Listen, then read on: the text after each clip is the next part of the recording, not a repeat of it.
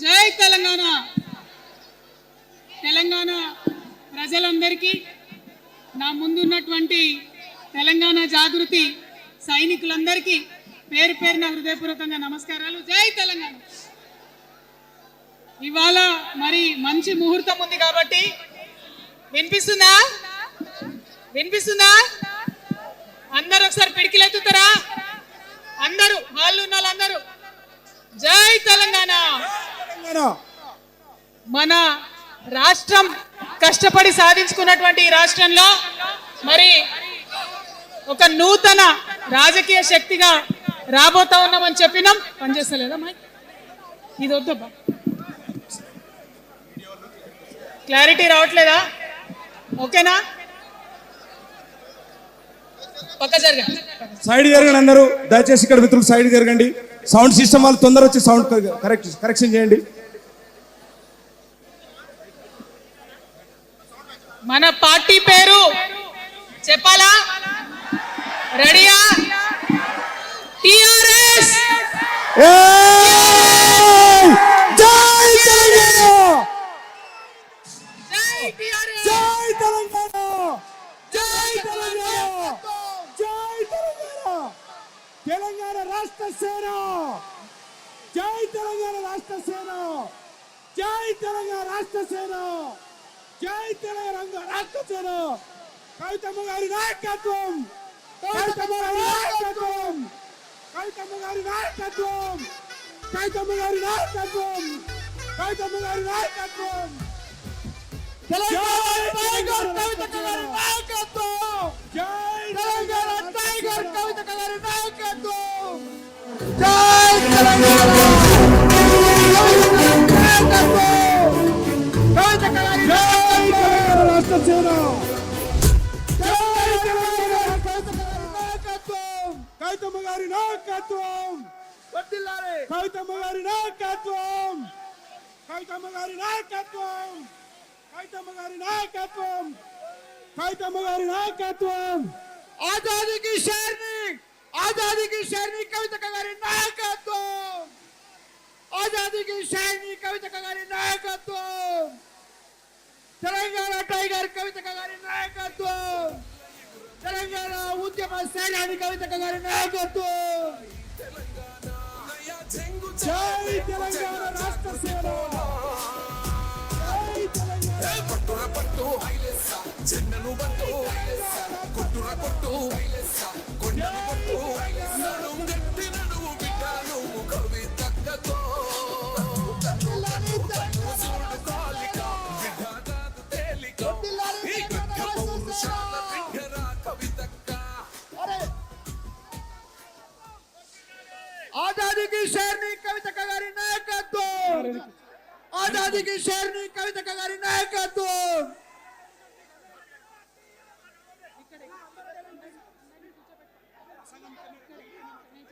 అందరూ వెనక్కి కూర్చోండి, వెనక్కి కూర్చోండి, వెనక్కి కూర్చోండి. CM CM CM CM CM CM CM CM CM. అక్క మాట్లాడుతుంది.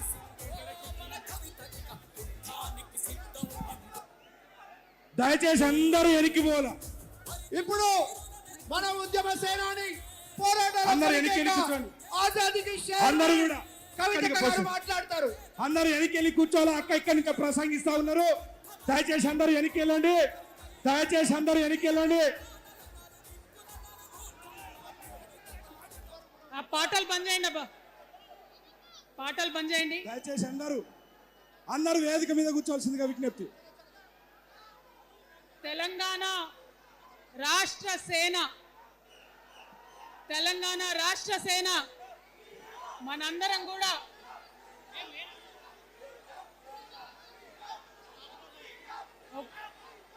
ఒక్కసారి సీఎం సీఎం సీఎం. జై తెలంగాణ. కూర్చోవాలి, ఒకసారి అందరు సైలెంట్ ఉండాలి. అందరికీ నమస్కారం.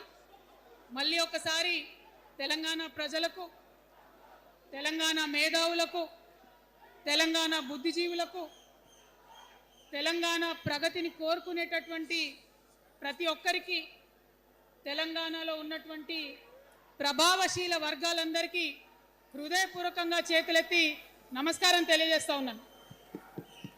ఇవాళ తెలంగాణ రాష్ట్రంలో ఒక చరిత్ర, నా జీవితంలో కూడా ఒక మర్చిపోలేని రోజు అవుతుంది ఈరోజు. తెలంగాణ రాష్ట్ర భవిష్యత్తును తెలంగాణ రాష్ట్రం స్వయంగా రాసుకోవడానికి మరి మనందరినీ కూడా ఆ దైవము ఆ కాలము మనందరినీ భాగస్వామ్యం చేసిందని చెప్పి నేను మనస్ఫూర్తిగా నమ్ముతా ఉన్నాను. మీ అందరికీ తెలుసు, నేను అమ్మవారి భక్తురాలిని. ఇక్కడ స్టేజ్ మీద ఎవరు ఉండకండి, దయచేసి అందరు వెళ్ళండి, ఖాళీ అయ్యండి, మొత్తం అందరు వెళ్ళి కూర్చోండి దయచేసి. ఈ బౌన్సర్లు ఏందో వాళ్ళని తీసి వెళ్ళిపోమని.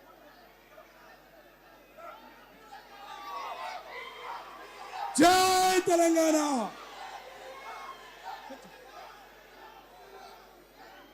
ఇవాళ ఈ సభా ప్రాంగణంలో ఉన్నటువంటి తెలంగాణ ఉద్యమకారులకు, తెలంగాణ అమరవీరుల కుటుంబాలకు, తెలంగాణ ఉద్యమంలో సర్వం కోల్పోయి అనేక రకాల కష్టాలు పడి రాష్ట్రం వస్తే చాలు అనుకొని పిడికిలి బిగించి కొట్లాడినటువంటి ప్రతి ఒక్కరికి, అదేవిధంగా సింగరేణి నుండి పెద్ద ఎత్తున తరలి వచ్చినటువంటి బొగ్గుగని కార్మికులకు, నాకు సింగరేణి చాలా ఇష్టం, కానీ కానీ కానీ మీకంటే మా ఆడబిడ్డలంటే నాకు ఇంకా ఇష్టం. ఈ సభలో ఉన్నటువంటి మా ఆడబిడ్డలకు ప్రత్యేకంగా నమస్కారం తెలియజేస్తున్నా. అదేవిధంగా అనేక మంది మా జెన్జీ వారియర్స్ వచ్చిండ్రు, మా యూత్ వచ్చిండ్రు, అందరికీ కూడా పేరు పేరున నమస్కారం.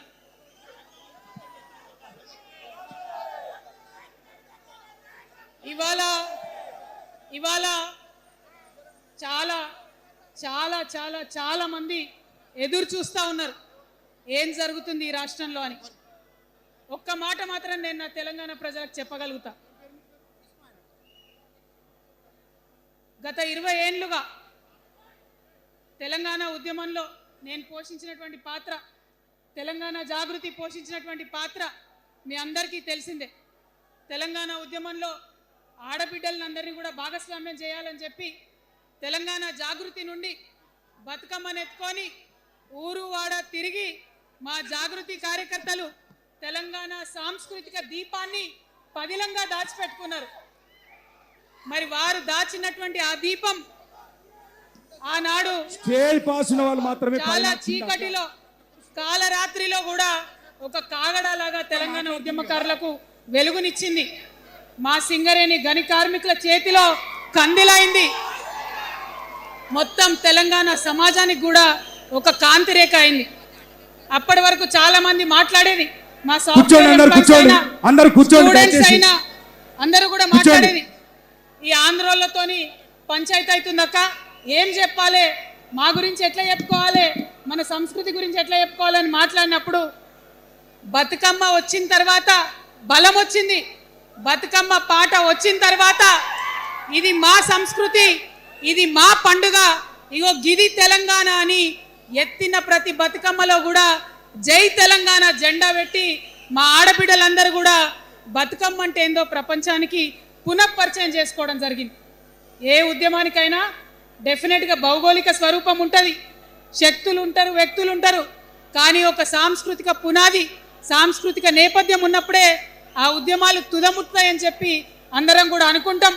తెలంగాణ ఉద్యమానికి బలమైనటువంటి సాంస్కృతిక పునాదినిచ్చి ఆడబిడ్డలందరినీ ఉద్యమంలో జత చేసినటువంటి ఘనత ఇక్కడ ఉండేటటువంటి జాగృతి కార్యకర్తలదేనని నేను ఇవాళ సగర్వంగా ప్రకటిస్తా ఉన్నాను. మరి ఇవాళ మిమ్మల్ని నేను కోరేది ఒకటే, కష్టపడ్డాం, తెలంగాణ తెచ్చుకున్నాం, కానీ మనం కలలు కన్న తెలంగాణ వచ్చి 12 ఏళ్ళైనా ఇంకా కూడా మనకు రాలేదు. ఏమేం కలలతో తెలంగాణ తెచ్చుకున్నామో ఆ కలలన్నీ ఇంకా నిజం కాలేదు. మరి తెలంగాణ ఉద్యమ రథం, ఆనాటి ఉద్యమ రథసారథి కేసీఆర్ గారి నేపథ్యంలో తెలంగాణ ఉద్యమ రథం ఎక్కడనో దారి తప్పింది. తెలంగాణ ప్రజల ఆర్తిని అది అర్థం చేసుకోలేకపోయింది. డెఫినెట్గా సామాజిక తెలంగాణ రథచక్రం అనేది విరిగి ముక్కలైపోయింది. ఒక కొత్త రాష్ట్రం వచ్చిన తర్వాత ఏ తరహా అయితే పని జరగాలో, ఏ తరహా అయితే పనులు ప్రారంభించుకోవాలో అవి జరగలేదని చెప్పడానికి ఒక ఇంత బాధపడతా ఉన్నాను. ఆనాడు ఏమనుకున్నాం, తెలంగాణ రాష్ట్రం వస్తే మనందరి బానిస సంఖ్యలు పోతాయి అనుకున్నాం. కానీ రైతులకు బేడీలు పడ్డాయి, ఇసుక దందా మీద ప్రేమతోని నేరెళ్ళ దళితులకు దెబ్బలు పడ్డాయి, చావులైనాయి. ఒకరిద్దరు కలిసి మాట్లాడుకోవాలంటే ఎవరు ఫోన్ ఎక్కడ మానిటర్ చేస్తుండ్రో అని భయం, వ్యక్తిగత స్వేచ్ఛ లేదు. దారుణమైనటువంటి నిఘా నీడలో తెలంగాణ అంతా కూడా బతికింది. ఇది వాస్తవం. మనం అనుకున్న కలల తెలంగాణ రాలేదన్నది ముమ్మాటికి వాస్తవం. మరి అటువంటి సందర్భంలో నేను ఇవాళ మీ అందరికి ఒక మాట చెప్పాలి. ఆనాడు పరిపాలించిన కుటుంబంలో నేను కూడా ఒక భాగం. ఆనాడు పరిపాలించిన కుటుంబంలో ఒక భాగమైనందుకు కొన్ని విషయాలకు నేను సిగ్గుపడతా ఉన్నాను. తెలంగాణ ప్రజల్ని క్షమించమని కూడా కోరుతా ఉన్నాను. కానీ తెలంగాణ సాధించినందుకు మాత్రం చాలా గర్వపడుతున్నాను. నా జన్మ ధన్యమైందని చెప్పి భావిస్తూ ఉన్నాను.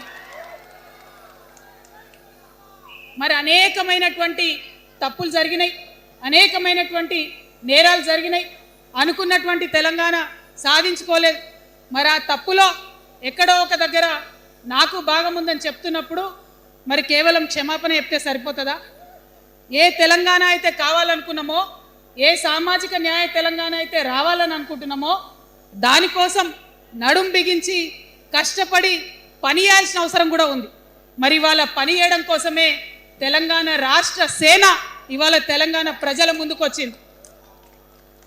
రేపటి నుంచి మీరు చూస్తారు మా పని ఎట్లుంటుందో, మా పనితీరు ఎట్లుంటుందో. ఎందుకంటే ఏ పోరాటం చేయాలన్నా, ఏ ప్రజలకు మంచి చేయాలన్నా కేవలం కొట్లాడితే సరిపోదు, దానికి రాజకీయ అధికారం కూడా ఉండాలి. రాజకీయ అధికారం తోడైనప్పుడే ప్రజలకు చేయాలనుకున్న మంచి చేయగలుగుతాం. అందుకే ఇవాళ పార్టీ పెట్టేది. అదర్వైజ్ గత 11 నెలల నుంచి తెలంగాణ జాగృతి చేస్తున్న పోరాటాలు మీరు చూస్తున్నారు. ఎన్ని పోరాటాలు తీసుకున్నాం, ఎన్ని రకాలుగా సక్సెస్ సాధించడం మీరు చూసిండ్రు. కానీ ఉట్టి పోరాటాలు సరిపోవు, ఖచ్చితంగా రాజకీయ అధికారం ఉండాలి. దానికోసమే ఇవాళ తెలంగాణ రాష్ట్ర సేన మీ ముందుకు వచ్చిందని చెప్పి నేను సగర్వంగా ప్రకటిస్తూ ఉన్నాను. మరి ఈ పొలిటికల్ పార్టీ ఏదైతే తెలంగాణ ప్రజల కోసం వచ్చిందో అది టెక్నికల్గా అధికారం తెచ్చుకోవడానికి, ఎన్నికల్లో పాల్గొనడానికి డెఫినెట్గా బాగుంటుంది. కానీ దానికి ఒక ఆత్మ ఉండాలి, దానికి ఒక నేపథ్యం ఉండాలి. ఇవాళ బీఆర్ఎస్తో అదే కదా ప్రాబ్లం. టెక్నికల్గా బాగున్నారు, ఎలక్షన్ పోతున్నారు, సీట్లు గెలుస్తున్నారు, కానీ తెలంగాణ ఆత్మను కోల్పోయింది. కాబట్టే ఇవాళ తెలంగాణ రాష్ట్ర సేన వచ్చింది. నేను తెలంగాణ ప్రజలందరికీ చేతులు జోడించి నమస్కరించి ఒక మాట చెప్తున్నా, హార్ట్ఫుల్గా చెప్తున్నా, నా హృదయాంతరాల నుంచి ఒక మాట చెప్తా ఉన్నా. నేను తెలంగాణలో ఉన్న 3.5 కోట్ల మంది తెలంగాణ బిడ్డలందరికీ ఒక అమ్మగా పరిణితి చెందాలనుకుంటున్నా.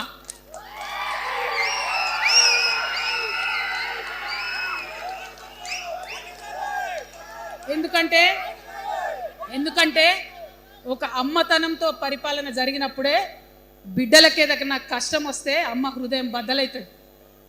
అటువంటి దుఃఖంతో పరిపాలన జరిగినప్పుడే, అటువంటి సంవేదనతో పరిపాలన జరిగినప్పుడే, అటువంటి ఆర్తితో పరిపాలన జరిగినప్పుడే రాష్ట్రం ముందుకు పోతుంది, రాష్ట్రంలో ఉన్న ప్రజల కష్టాలు తీరుతాయి. ఇవాళ ఎన్నిసార్లు ఎన్ని రకాలుగా ఆలోచన చేసినా మన తెలంగాణ రాష్ట్రంలో అనేక రోజుల నుంచి, అనేక సంవత్సరాల నుంచి ఒక భూస్వామ్య వ్యవస్థ నడిచింది. మనకు తెలుసు, అనేక రకాల పోరాటాలు వచ్చినాయి. సమానత్వం కోసం ప్రయత్నం చేసినాం, పోరాడుతూనే ఉన్నాం. అది రైతాంగ సాయుధ పోరాటం కావచ్చు, ముల్కీ ఉద్యమం 1952 కావచ్చు, 1969లో తెలంగాణ ఉద్యమం కావచ్చు, తర్వాత వచ్చినటువంటి నక్సలైట్ ఉద్యమం కావచ్చు, అనేక సామాజిక ఉద్యమాలు, ఎందరో మంది మహానుభావులు, ప్రొఫెసర్ జయశంకర్ గారి దగ్గర నుంచి మొదలు పెడితే చాక లైలమ్మ గారు, దొడ్డి కొమరయ్య గారు, ఆరుట్ల కమలాదేవి గారు, రావి నారాయణ రెడ్డి గారు, సురవరం ప్రతాప్ రెడ్డి గారు, దాశరథి గారు, కాళోజీ గారు, నక్సలైట్ ఉద్యమంలో గద్దరన్న గారు, గణపతి గారు, మారోజు వీరన్న గారు, సాంబశివుడు గారు, ఇట్లా అనేక మంది పోరాటం చేస్తే అంతో ఇంతో సమానత్వం ఇప్పుడు వచ్చింది. మలిదశ తెలంగాణ ఉద్యమంలో కేసీఆర్ గారు, అట్లానే ప్రాణాలు ఇచ్చినటువంటి ఇషాన్ రెడ్డి గారు, యాదయ్య కావచ్చు, సువర్ణ కావచ్చు, అనేక మంది కొట్లాడితేనే ఇవాళ తెలంగాణ రాష్ట్రం వచ్చింది. వీరికన్నా ముందు మరి మీ అందరికీ తెలుసు, సమ్మక్క సారలమ్మ దగ్గర నుంచి మన దగ్గర సామాజిక ఉద్యమాలు నడిచినాయి. కొమరం భీం కావచ్చు, సమ్మక్క సారయ్య కావచ్చు, సారలమ్మ కావచ్చు, షోయబుల్లా ఖాన్ కావచ్చు, మగ్దూ మొయ్యుద్దీన్ కావచ్చు, ఇట్లా అనేక మంది కొట్లాడితే కొంచెం సమానత్వం వచ్చింది. కొండా లక్ష్మణ్ బాపూజీ గారిని తెలుసుకోవాలి, పండుగ సాయనని తెలుసుకోవాలి, సర్వాయి సర్దార్ పాపన్న గౌడ్ని తెలుసుకోవాలి. ఇట్లా అనేక మంది కొట్లాడింది. పంతు నాయక్ గారు ఉన్నారు, మరి ఇట్లా ఆదివాసీ వీరులు అనేక మంది ఉన్నారు. బియ్యాల జనార్దన్ రావు ఉన్నారు, ఆదివాసీల కోసం కొట్లాడినటువంటి బిడ్డ. వీరందరినీ కూడా వారి స్ఫూర్తిని తీసుకుంటాం. రాజ్యాంగబద్ధంగా రాజకీయ శక్తితోని పోరాటాలు మిళితం చేసి, ప్రజా పోరాటాలు మిళితం చేసి మనం కలలుగానేటటువంటి సామాజిక న్యాయ తెలంగాణను సాధిస్తామని మళ్ళొకసారి సగర్వంగా ప్రకటన చేస్తూ ఉన్నాం. మరి వాళ్ళ తెలంగాణ రాష్ట్ర సేన మీ ముందుకొచ్చిందంటే ఉట్టిగానే రాలే. తెలంగాణలో ఏం జరుగుతుందో ఒకసారి తెలుసుకోవాలి, మనం ఆలోచన చేసుకోవాలి, అర్థం చేసుకోవాలి. ఎన్ని పార్టీలు ఉన్నాయి? 3 పార్టీలు ఉన్నాయి. భారతీయ జనతా పార్టీని తీసుకుందాం. ఆ బీజేపీ అనే పార్టీకి అసలు తెలంగాణ ఏర్పాటే ఇష్టం లేదు, తెలంగాణ ఏర్పాటు అవడమే ఇష్టం లేదు. అందుకే వాళ్ళ అగ్రనాయకత్వం అంతా కూడా ఏం మాట్లాడతారు? తల్లిని చంపినరు, పిల్లని బతికించిరని ఒకరు అంటారు, ఇంకొకరు ఏమంటారు? నిన్ననే ఒక తలకాయ లేని ఎంపీ, మెడకాయ మీద తలకాయనే లేదు ఆయనకు, ఏమన్నాడు ఆ ఎంపీ? ఇండియా పాకిస్తాన్ విడదీసినట్టట, ఆంధ్ర తెలంగాణను విడదీసినట. మరి వాళ్ళ అగ్రనాయకత్వం ఇన్ని మాటలు అంటుంటే మన ప్రాంతంలో ఉన్నటువంటి భారతీయ జనతా పార్టీ బానిస ఎంపీలు ఎవరైతే ఉన్నారో ఒక్క మాట కూడా వాళ్ళు మాట్లాడరు. ఫెడరల్ స్ఫూర్తికి విరుద్ధంగా రాష్ట్రం ఏర్పాటు అయిన తర్వాత 7 మండలాలు మనకి గుంజుకుంటే పార్లమెంట్లో పల్లీకులు ఇస్తారు, కానీ ఆ ఎంపీలు ఒక్క మాట కూడా మాట్లాడరు. మనకు 8 రూపాయలు ఇవ్వకపోతే ఆ ఎంపీలు ఒక్క మాట మాట్లాడరు. విభజన హామీలు ఇవ్వకపోతే ఆ బీజేపీ బానిస ఎంపీలు ఒక్క మాట కూడా మాట్లాడరు. అంతేకాకుండా సామాజిక న్యాయం అనేటటువంటి ఒక కాన్సెప్ట్కే బద్ద వ్యతిరేకి భారతీయ జనతా పార్టీ. అందుకే ఏం చేస్తున్నారు? మహిళా బిల్ అయితే మోసం, 2 సార్లు పాస్ చేసిర్రు, దాన్ని మొత్తానికే పక్కన పెట్టేసిండ్రు. బీసీ బిల్లు ఇక్కడికి వెళ్ళి పంపిస్తే దాన్ని తొక్కిపెట్టిండ్రు. కులగణన చేస్తామన్నారు, దాన్ని తొక్కిపెట్టిండ్రు. అత్యంత పేదవాళ్లకు సమాజంలో 2 బుక్కల అన్నం పెట్టేటటువంటి ఉపాధి హామీ పథకం ఉంటే కూడా దాన్ని కూడా మొత్తానికి బంద్ చేసి పెట్టిండ్రు. అయినా కూడా ఈ బీజేపీ బానిస ఎంపీలు ఒక్క మాట కూడా మాట్లాడరు, కనీసం పెదవులు తెరవరు. నేను ఇవాళ బీజేపీ ఎంపీలను డిమాండ్ చేస్తున్నా, సవాల్ చేస్తా ఉన్నా, మీరు తెలంగాణ తల్లి బిడ్డలైతే కనీసం భద్రాచలం దగ్గర ఒక 5 గ్రామాలు ఉన్నాయా, ఆంధ్రాలకు పోయినాయి, అవి పోతే మన రాముడి గుడి మునిగిపోతుంది. పోలవరం నిండితే భద్రాచలం మొత్తం కూడా నీళ్ళు వచ్చేటటువంటి పరిస్థితి ఉన్నది. మీకేమన్నా సిగ్గు ఎగ్గు ఉంటే తెలంగాణ తల్లి బిడ్డలైతే 8 మంది బీజేపీ తెలంగాణ ఎంపీలను ఛాలెంజ్ చేసి అడుగుతా ఉన్నా, ఆ 5 గ్రామాలను మీరు వాపస్ తెలంగాణకు పట్టుకరండి. మేం మాట్లాడినాం, జాగృతి నుండి మాట్లాడినాం, ఆంధ్ర వారికి లేఖ రాసినాం, కేంద్రానికి లేఖ రాసినాం. మరి మీరేం చేస్తున్నారయ్యా? రాముడి గుడి ఇక్కడ భద్రాచలం రాముడు కాదా? ఆయన గుడి మునిగిపోయినా మీరు మాట్లాడరా? నేను సవాల్ చేస్తా ఉన్నా భారతీయ జనతా పార్టీ ఎంపీలకు, ఖచ్చితంగా మీరు 5 గ్రామాలను తెలంగాణకు తీసుకురావాలి. ఇక బీఆర్ఎస్ పార్టీ ఉంది, ఇంకో పార్టీ. ఏముంది ఆ పార్టీలో? మొట్టమొదటి ప్రభుత్వం వచ్చింది, తొట్టతల్లి ముఖ్యమంత్రి గారు అయినరు.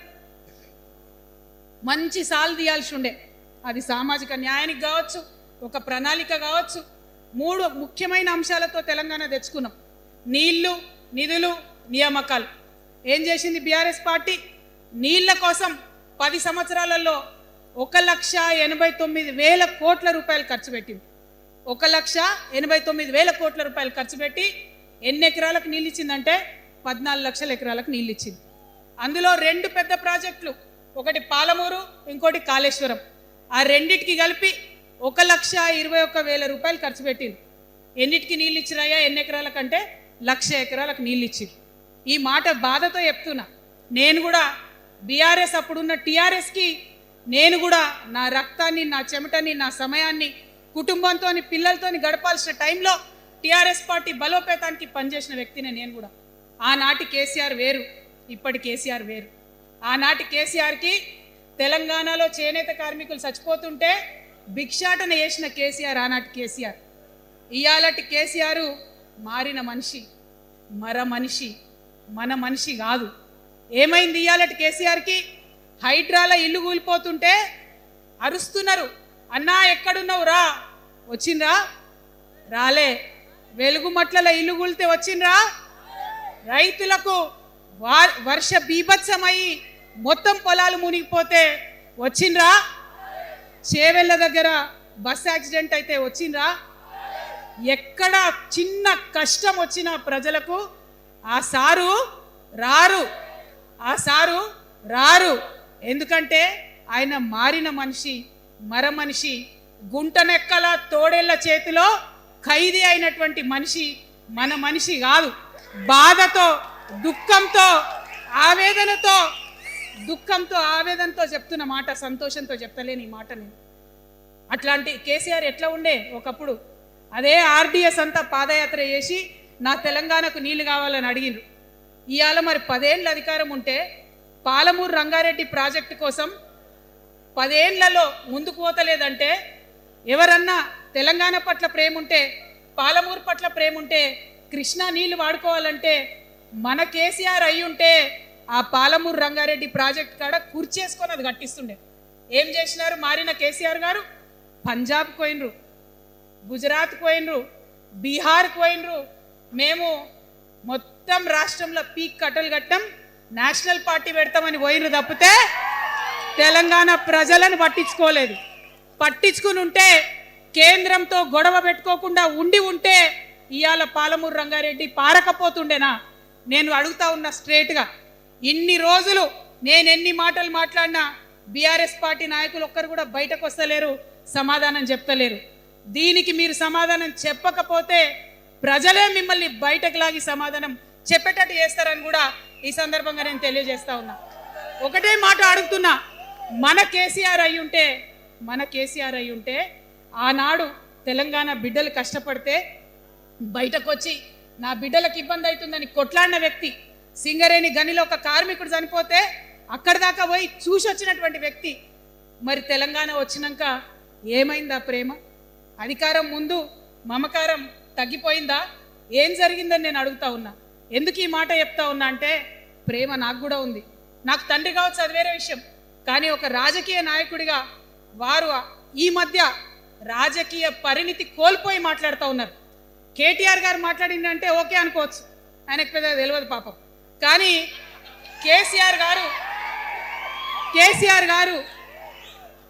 గారు అనే మాట ఏంటంటే, ప్రజలు తప్పు చేసింది. ఓకే, ఒక సెకండ్ నేను ఒప్పుకొని దాన్ని, ఒక సెకండ్ అనుకుందాం. ప్రజలు తప్పు చేస్తే నేను ఒక తల్లిగా అడుగుతున్నా, నేను నా కొడుకో మాట చెప్తా, వాడు వినలేదనుకో, కింద పడ్డాడు అనుకో, ఇడిచిపెడతానా? దగ్గర తీసుకొని మంది అనా? ఓకే, ప్రజలు తప్పు చేసిరు అనుకోండి, మీకు అధికారం ఇవ్వలేదు అనుకోండి, ఒక కర్కోటకుడి పాలన నడుస్తుంది అలా తెలంగాణలో. ఇబ్బంది పడుతున్నారు ప్రజలు, గోసపడుతున్నారు, ఏడుస్తున్నారు.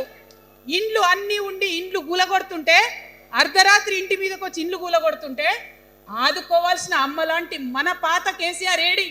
ఎక్కడున్నాడు? ఇది మనం అడగాల్సింది. అందుకోసమే నేను ఈ నిర్ణయం తీసుకున్నది. నన్ను పార్టీలోంచి బయటకేస్తే నేను వెంటనే పార్టీ పెట్టలే. ఆనాడు కూడా చెప్పిన, నేను ఆలోచన చేస్తున్నా, మారతారేమో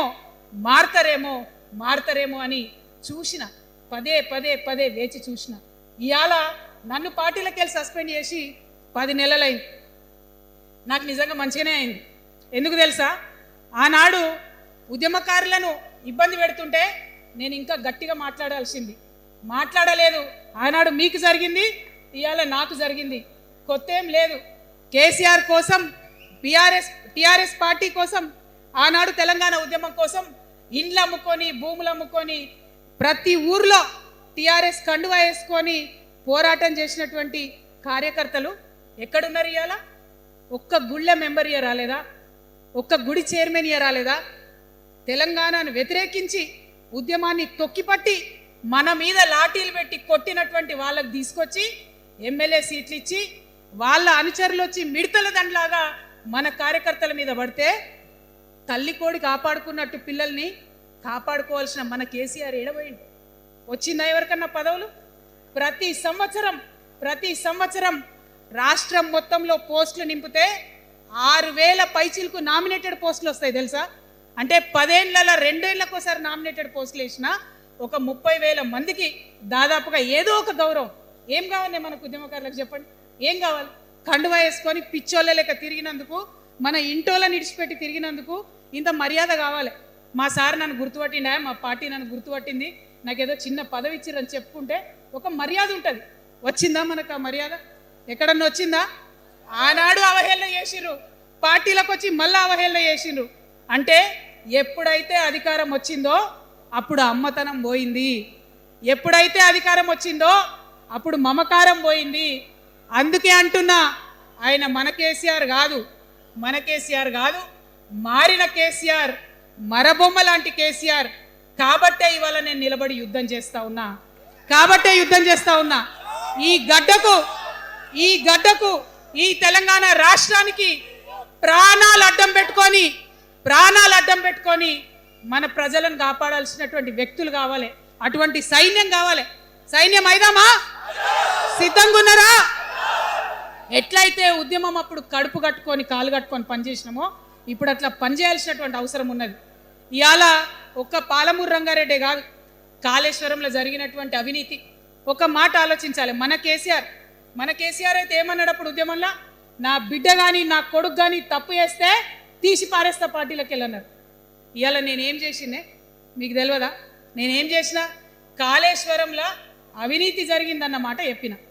అంటే అవినీతి జరిగిందని చెప్పిన నన్ను బయటేసి అవినీతి చేసిన పందికొక్కుల్ని పక్కన కూర్చోబెట్టుకున్నారు చూడు. అది మన కేసీఆర్ కాదు. ఆత్మలేని మరబొమ్మ ఇప్పుడున్న కేసీఆర్. మన కేసీఆర్ కాదు. మన కేసీఆర్ అయితే కళ్ళెత్తి చూసే ధైర్యం ఉండకుంటుండే, కాళ్ళు మొక్కేటటువంటి తత్వం ఉంటుండే. ఇవాళ అది మన కేసీఆర్ కాదు. కాబట్టే ఎదురుగా నిలబడి కొట్లాడతా. నాతో కలిసి వస్తారా? సిద్ధమేనా? ఇవాళ బీఆర్ఎస్ పార్టీ చేస్తున్నటువంటి అనేక తప్పులు, అనేక అంశాలు ఉన్నాయి. 1 కాదు 2 కాదు. ఇది ప్రారంభం మాత్రమే. మొదలు పెట్టినాం, జస్ట్ ఇల్లలికినాం. In front there is crocodiles festival. తర్వాత చాలా చెప్పేది ఉంది, అప్పుడు చెప్దాం. ఇప్పుడు ఏం జరుగుతుంది ఈ రాష్ట్రంలో? ఒక కర్కోటకుడు ఆయన పరిపాలన జరుగుతుంది. బాధ అనిపిస్తుంది ఒక పొలిటికల్ లీడర్ని కర్కోటకుడు అనాలంటే. కానీ అనక తప్పని పరిస్థితి.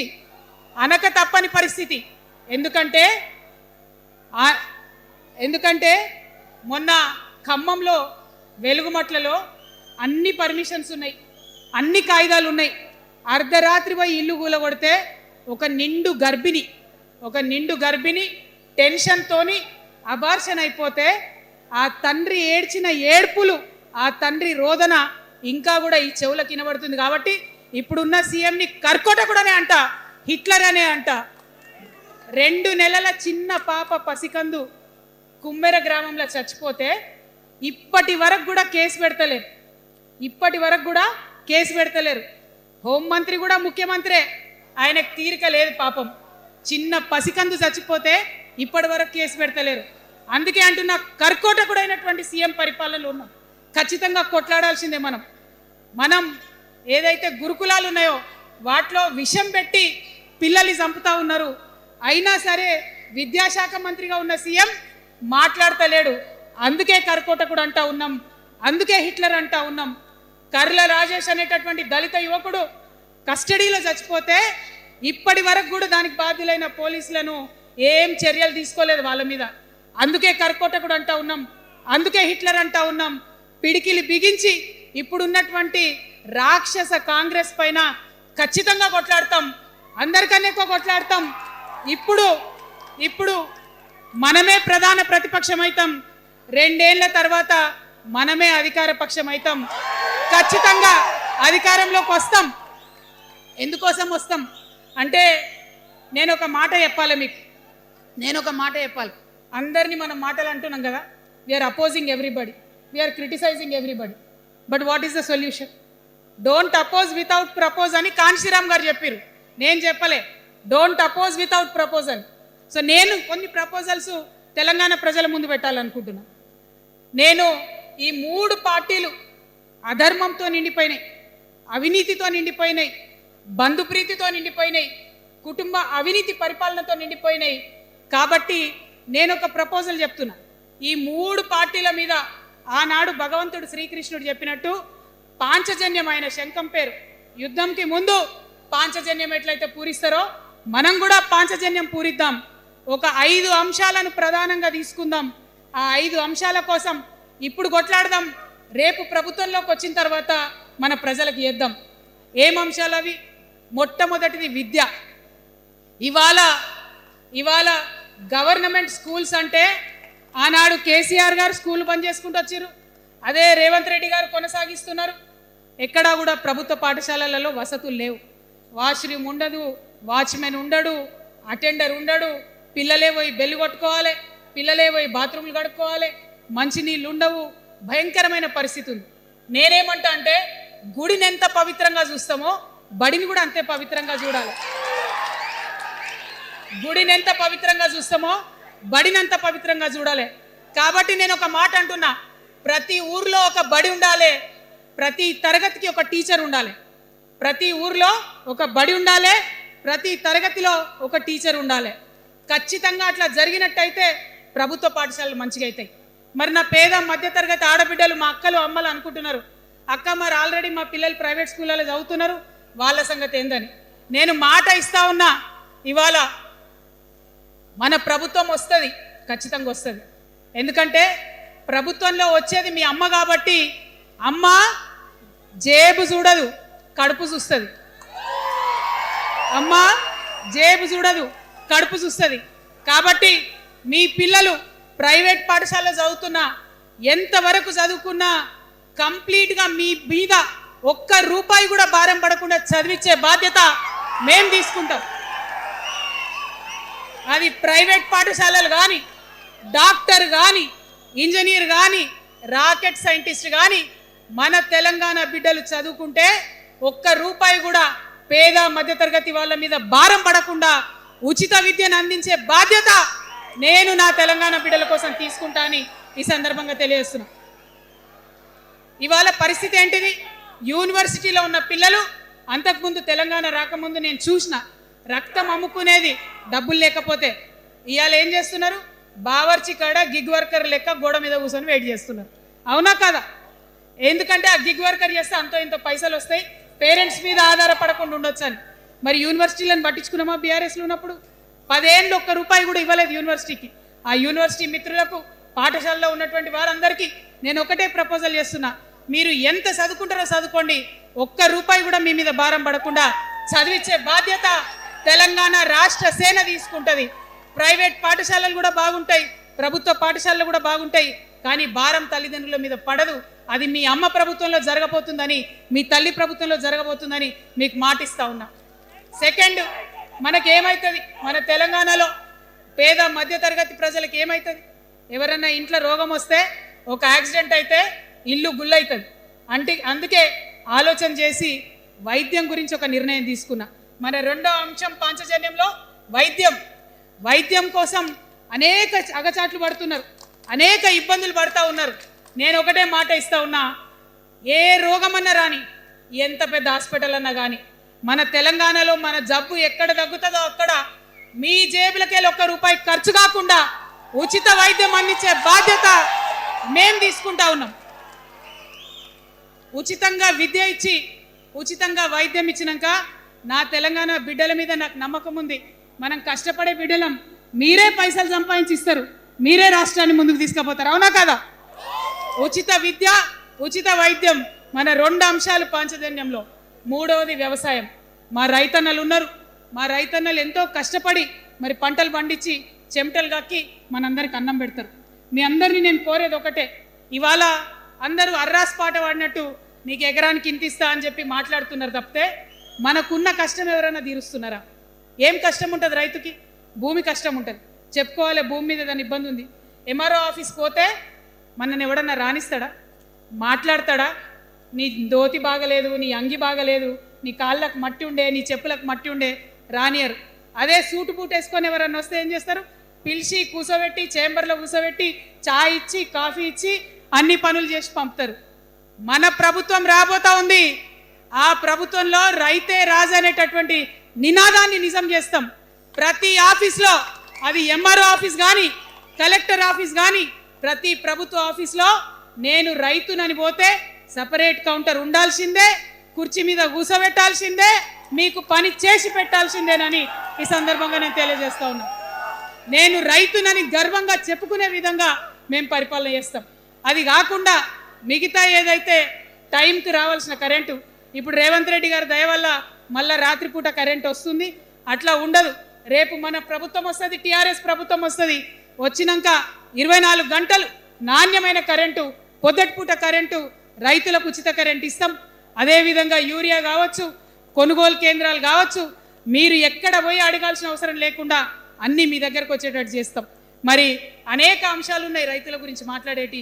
ఇప్పుడు ఎంత గోసపడుతున్నారో తెలుసు. ఒక్కొక్కటి మాట్లాడుకుంటూ వెళ్దాం. రైతుని రాజుని చేసేది నినాదంగా ఉండే దాన్ని నిజం చేస్తామని మాత్రం మీ చెల్లెగా సోదరిగా నేను మీకు మాట ఇస్తా ఉన్నాను. ఇక 4వ అంశం ఉపాధి. మనకి ఇక్కడ చాలా యూత్ ఉన్నారు. మిమ్మల్ని అందరూ నేను ఒక మాట చెప్తా ఉన్నా, ఒక మాట అడుగుతా ఉన్నా.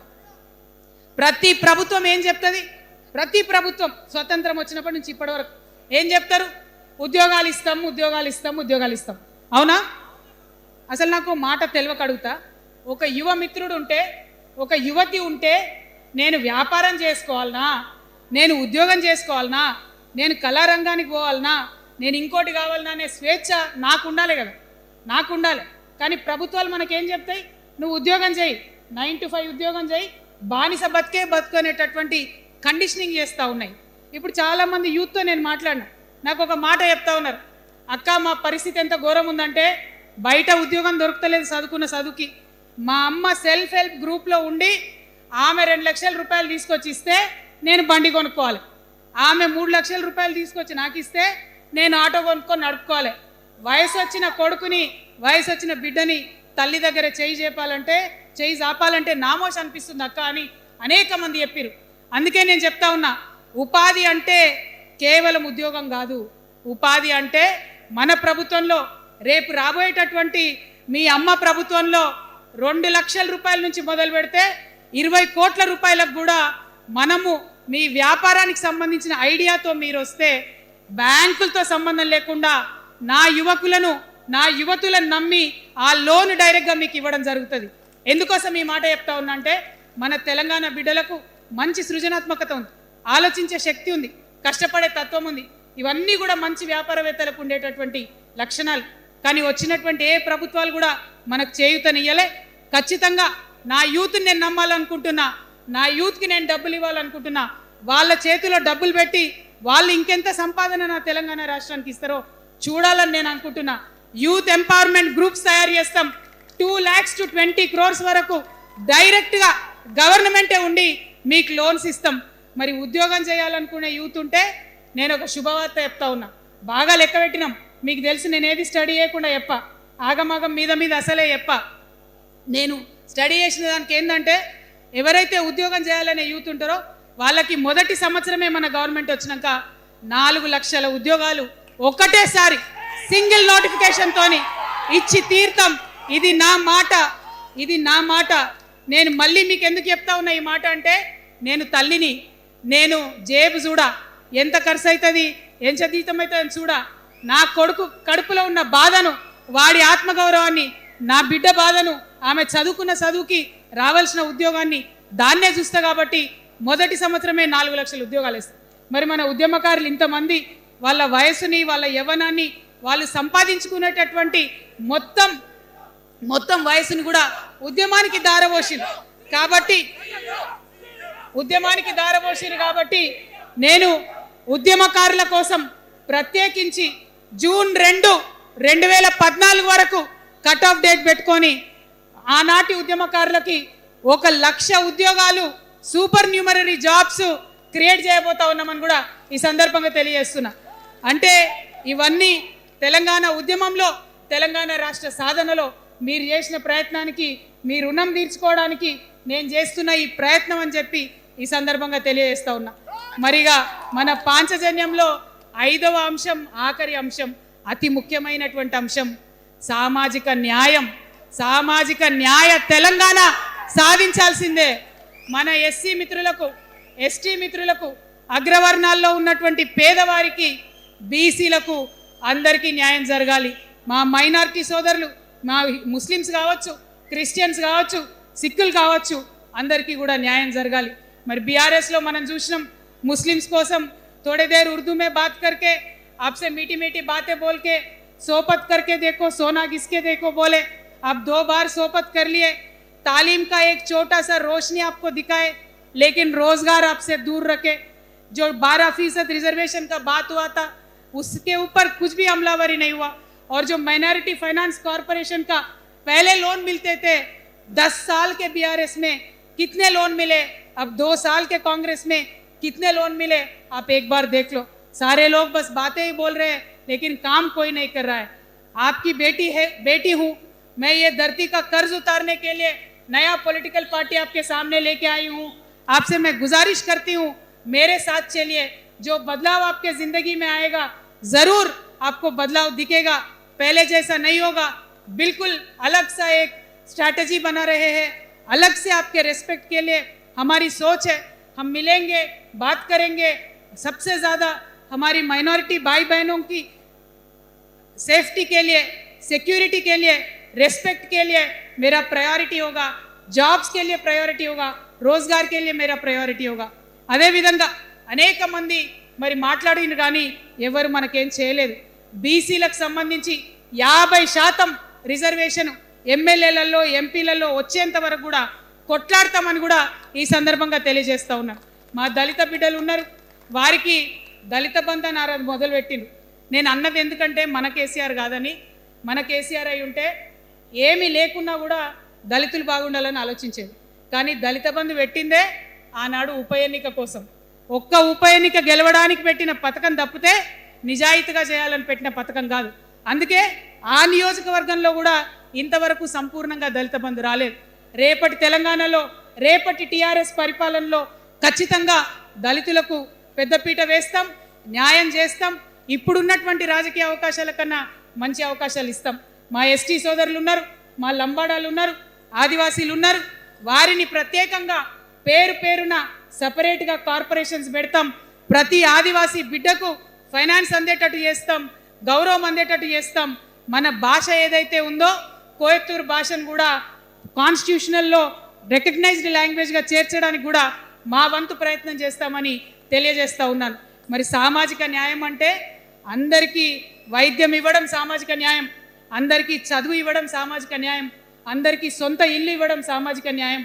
పేదవాడు ఎవడైనా సరే, అగ్రకులమైనా సరే, చిన్న కులమైనా సరే, చిన్న కులంగా చెప్పే కులాలైనా సరే, అందరికీ న్యాయం ఇవ్వడమే సామాజిక న్యాయం. కాబట్టి అది 5వ అత్యంత ప్రధాన అంశంగా పెట్టుకొని సామాజిక న్యాయ తెలంగాణ సాధించడానికి ముందుకెళ్తాం.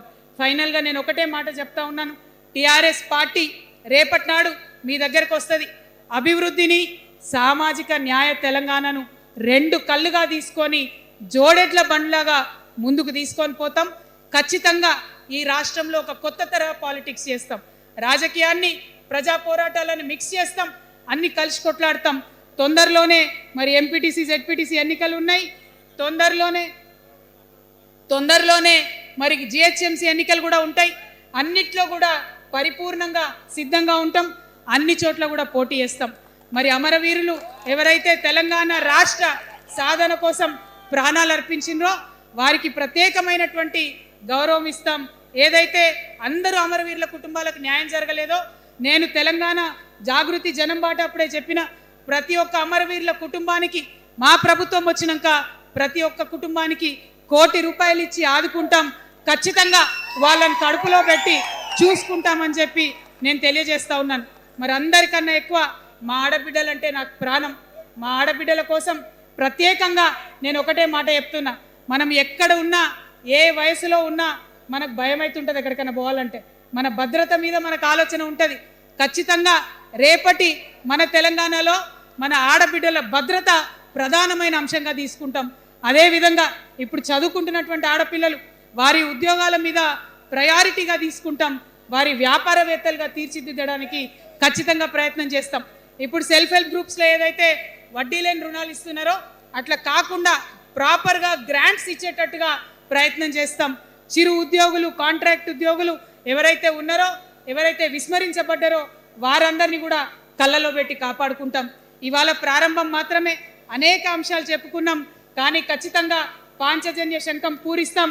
అవతలి వాడు మనవాడైనా సరే, అధర్మం వైపు వాడుంటే వాళ్ళ మీదైనా సరే యుద్ధం చేయడానికి ఖచ్చితంగా వెనుకడుగు వేయకుండా ముందుకే వెళ్తామని తెలియజేస్తూ, మరి ఈ 3 పార్టీలు కూడా, Congress party single agenda Rahul గాంధీని ప్రధానమంత్రి చేయాలి, BRS party single agenda farm హౌస్లో పెద్దసారి ఉండాలి, చిన్నసారి సీఎం కావాలి, బీజేపీ పార్టీ సింగిల్ ఎజెండా సామాజిక న్యాయాన్ని కథం పట్టియాలి. కాబట్టి ఈ 3 పార్టీల మీద కూడా యుద్ధం చేసేది ఉన్నది. అలుపెరగని పోరాటానికి సిద్ధం కావాలని చెప్పి మొత్తం మన జాగృతి సైనికులందరినీ కూడా నేను పిలుపునిస్తా ఉన్నాను.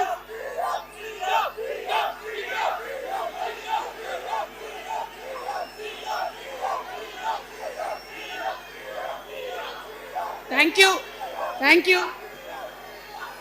జై తెలంగాణ, జై తెలంగాణ, జోహార్ తెలంగాణ విద్యార్థి అమర వీరులకు, జోహార్ తెలంగాణ విద్యార్థి అమర వీరులకు, జోహార్ తెలంగాణ అమర వీరులకు, జై తెలంగాణ, జై టిఆర్ఎస్, జై టిఆర్ఎస్, జై టిఆర్ఎస్. టిఆర్ఎస్ అంటే జిందాబాద్ అనాలి. TRS, TRS, TRS. జై తెలంగాణ, జై తెలంగాణ, జై తెలంగాణ.